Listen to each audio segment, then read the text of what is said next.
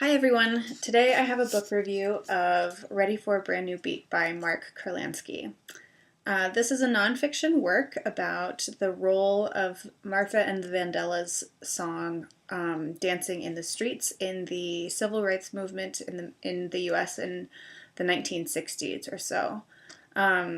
It's a pretty short book. It is 237 pages, and you can see that the font is pretty big, and there's a lot of pretty big margins on the page, so it went by pretty quickly.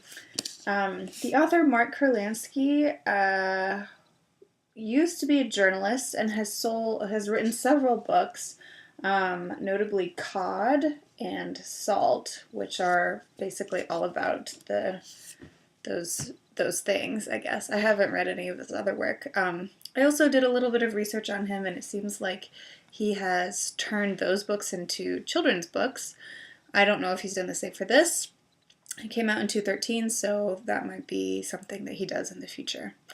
Yeah, so I picked this book up because I have a friend who is really into music from, like Motown and things like that, and it has personal appeal for me because my mom and I listened to that music together, and she grew up during that time, so she really loves the music from that era as well.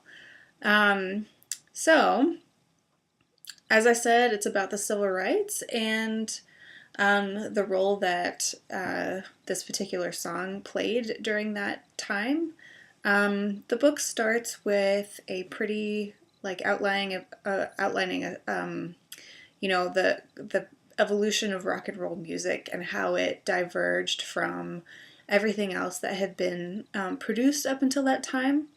But it also takes a pretty close look at the treatment of black and white performers. So notably, Kurlansky compares Elvis Presley and Chuck Berry, and how,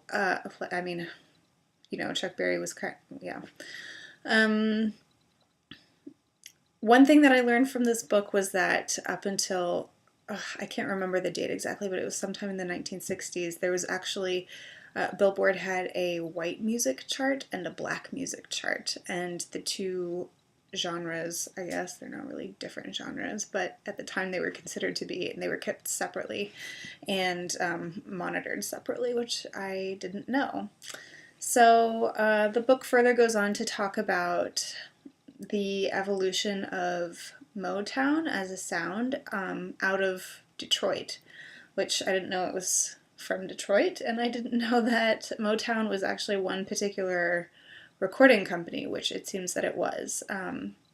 So the book talks about the owner of that company, which is called Hitsville USA, and that was Berry Gordy, and his family development and how he came to be the owner or the creator of this particular company, and what his goals were. One of which was specifically to create black music that appealed to white audiences, to work towards integration and create a crossover, which he was successful at.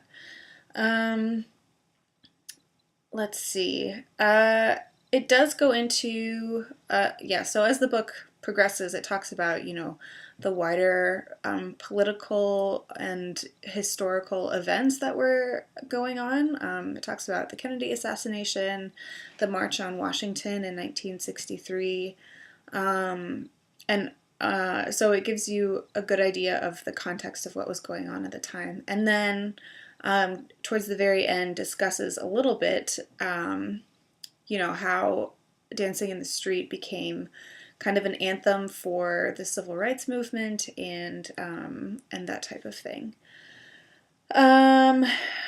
So I learned a lot in this book. I learned a lot about Motown. I have a lot of questions for my mom after reading this, actually, because she grew up in Texas in the 1950s and 60s. And, she talks about, when we would listen to the music, she'd be like, oh, I remember this takes me back to high school or whatever. But she never, ever talked about the racial aspect of that time or the civil rights movement or anything like that. She did mention you know, she has said, I do remember the day when Martin Luther King died, but she's never said anything more than that. So I would be curious for her to read this and to know what she thinks about it. It had a really good focus on the musical part of the book and kind of the development of rock and roll and that type of thing. That I think that was done really well. But I think that as far as going into how this was specifically used in the civil rights movements, aside from being kind of conflated with the riots that were happening in the 60s and 70s, I just felt like it kind of skimped on that. I mean, it's something that I wanted to know more about and would have certainly continued reading for at least another 100 pages if he had provided more information. So that is something that I think the book could have done better. I also at times felt like I was reading a really bad high school essay.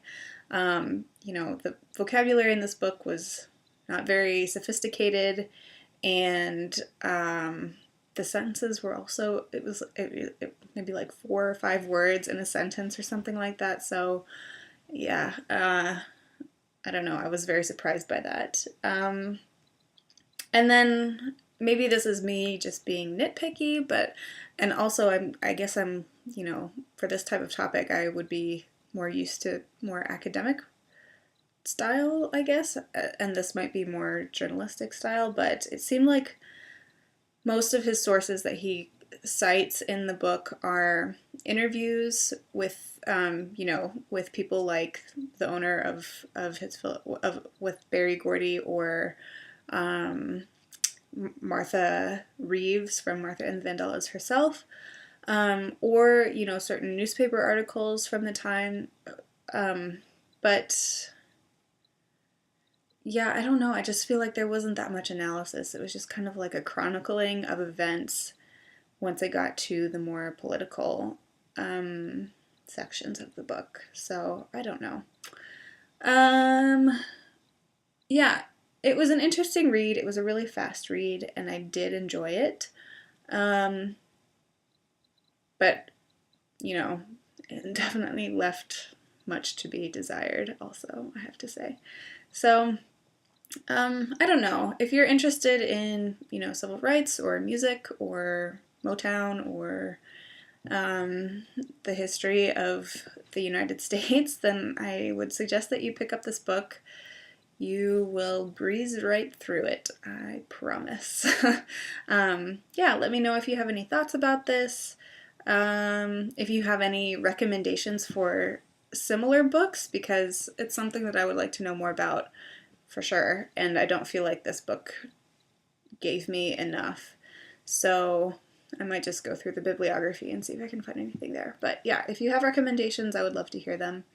And yeah, happy reading. Bye.